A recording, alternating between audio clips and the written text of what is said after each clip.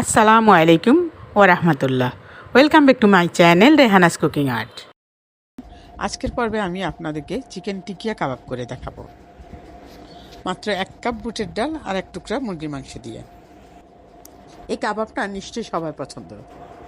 এটা কিন্তু মুরগির মাংস, এটা গরুর মাংস দিয়েও করা যায়।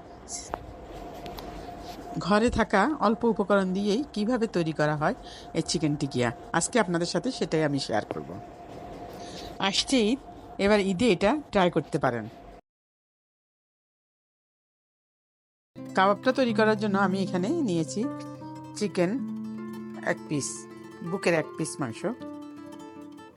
আমি এখানে একটা চিকেন ব্রেস্ট নিয়েছি। যারা গরুর মাংস খেতে চান না বা খেতে পারবেন না, তারা এই টিকিয়াটা করে একবার খেয়ে দেখতে পারেন। গরুর টিকিয়া থেকে কোনো অংশে কম না, আপনারা অবশ্যই করে খেয়ে দেখবেন। আমি এটাই আপনাদের মাঝে শেয়ার করছি। আপনারা কম বেশি সবাই পারেন, এখানে আমি আমার মতো করে শেয়ার করছি। এখানে কেটে নিচ্ছি, চিকেন ব্রেস্টটা কেটে নিয়েছি। এখানে আমি 1 কাপ ডাল ভিজে রেখেছিলাম, এটা ফুলে একটু বেশি হয়ে গিয়েছে। আমি 500 গ্রাম চিকেনের সাথে 1 কাপ ডাল দিয়ে দিচ্ছি। তেজপাতা, দারচিনি, এলাচ 5টা, লং দিয়ে দিচ্ছি 4 থেকে 5টা, দিয়ে দিচ্ছি রসুন বাটা 1 টেবিল চামচ, আদা বাটা 1 টেবিল চামচ, পেঁয়াজ 1/2 কাপ, হলুদের গুঁড়ি দিয়ে দিচ্ছি 1/4 চা চামচ, মরিচের গুঁড়ি দিয়ে দিচ্ছি 1 চা চামচ, কাঁচা মরিচ দিয়ে দিচ্ছি 5-6টি, শুকনো মরিচ দিচ্ছি 4-5টি, ধনিয়া গুঁড়া 1 চা চামচ, জিরার গুঁড়া 1 চা চামচ। লবণটা আমি পরিমাণ মতো দিয়ে দিচ্ছি, আপনারা আপনাদের পছন্দ মতো দিবেন। পানি দিয়ে দিচ্ছি, এমনভাবে পানিটা দিয়ে দিতে হবে যাতে মাংসটা সিদ্ধ হয়ে যায়, আর একবারই দিতে হবে, বারবার না। আমি একবারই দিয়েছি, এমনভাবে দিতে হবে যাতে ডালটাও সিদ্ধ হয়ে যায়, মাংসটাও সিদ্ধ হয়ে যায়। এবার সব একসাথে নেড়ে মিশিয়ে এটা আমি চুলায় বসিয়ে দিচ্ছি। আমি একটা ননস্টিক পাতিলে দিচ্ছি, আগের পাতিলটা ছোট হয়ে গিয়েছে তাই সে নিয়েছি। আমি ঢেকে রান্না করব, 10 মিনিট ঢেকে রান্না করব। ঢাকাটা তুলে দেখি কি অবস্থা। আমি এর মধ্যে আরো কয়েকবার নেড়ে দিয়েছিলাম। আমি আবারও ঢেকে 15 মিনিট রান্না করব। ঢাকনাটা এবার আবার কিছুক্ষণ পরে ঢাকনাটা তুলে দেখি কি অবস্থা। চনা বুটগুলো সিদ্ধ হয়ে গিয়েছে, দেখতেই পাচ্ছেন। এবার আমি পানিটা শুকিয়ে নিব।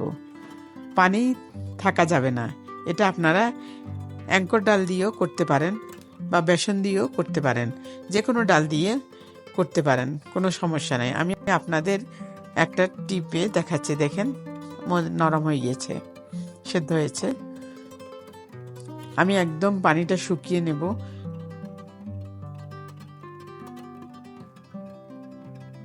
এখানে কোনো পানি থাকা যাবে না, একদম শুকিয়ে ফেলতে হবে।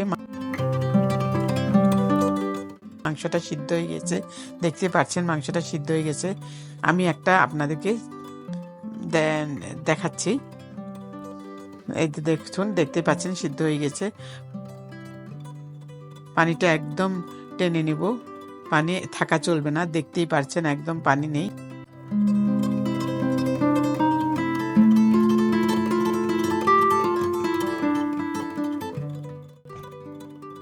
দেখতে পাচ্ছেন একদম পানি নেই।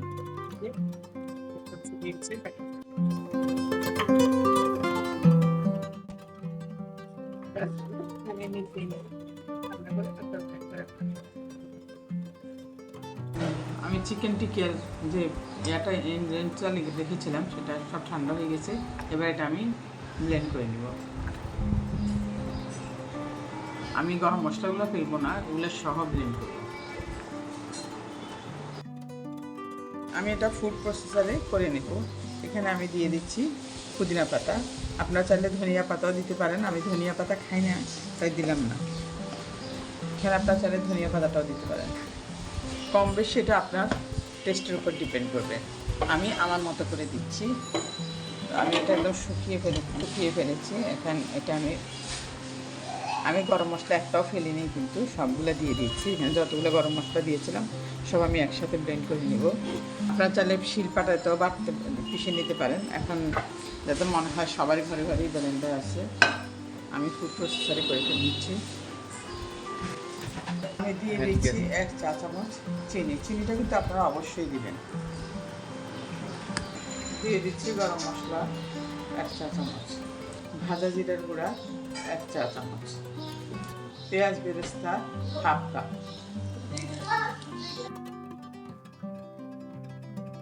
আমি গোলমরিচের গুঁড়া দিয়ে দিচ্ছি 1 চা চামচ। তারপর দিয়ে দিচ্ছি লেবুর রসটা আমি এখানে চিপে দিচ্ছি। আমি একটা লেবুর রস পুরাই দিব। দিয়ে দিচ্ছি একটা ডিম। আমি এগুলা ফেলবো না, এগুলো আমি সবুজ অংশটা নিয়ে নেব। আমি এই সবুজ অংশটা দিব। এটা অবশ্যই খালি সবুজটাই দিবেন, সাদাটা দিবেন না, সাদাটা দিতে গেলে ঠিকতে হবে।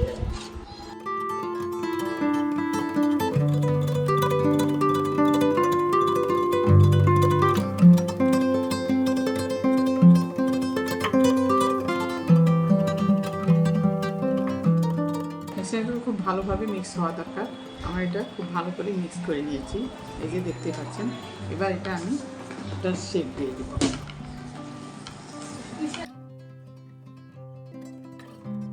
আমি হাতে একটু তেল লাগিয়ে মানে একটা শেপ দিয়ে দিচ্ছি।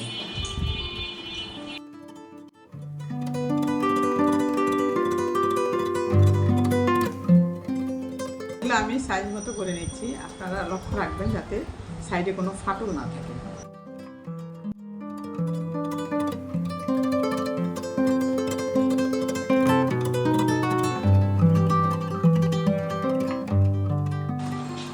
এভাবে ছোট ছোট করে আপনারা আপনাদের শেপ মতো নিয়ে নেবেন।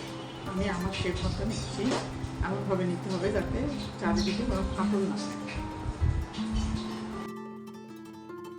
এভাবে আমি সবগুলো বানাচ্ছি, দেখতেই পাচ্ছেন কোনো ফাটল নাই, কোনো ফাটল নাই। এভাবে আপনারা আপনাদের শেপ অনুযায়ী বানিয়ে নেবেন। আমি আমার মতো করে বানাচ্ছি।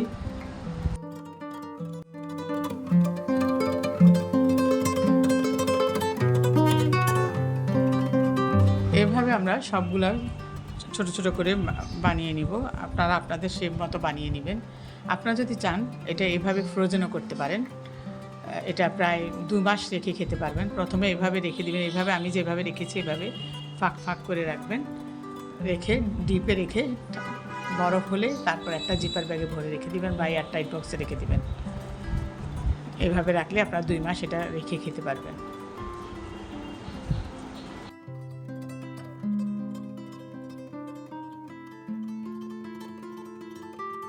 সবগুলো কাবাব তৈরি করা হয়ে গেছে। এবার আপনারা যদি চান এভাবে ফ্রিজিং করতে পারেন। আবার যখন ফ্রিজিং করবে সব বরফ হবে তখন একটা জিপার ব্যাগে ভরে রাখবেন। ভাজার আগে 10 মিনিট আগে এটা নামিয়ে রাখবেন, তারপরে ভাজবেন। আমি আজকে ফ্রিজিং করব না, আমি এটা এখন তেলে ভাজতে চলে যাচ্ছি।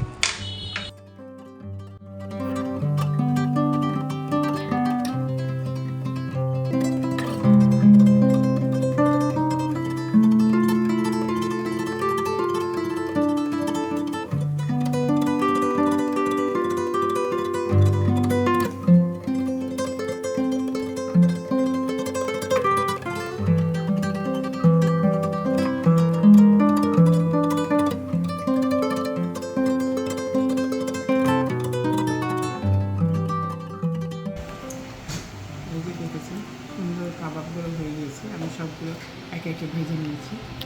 একটা আমি ভেঙে দেখাচ্ছি।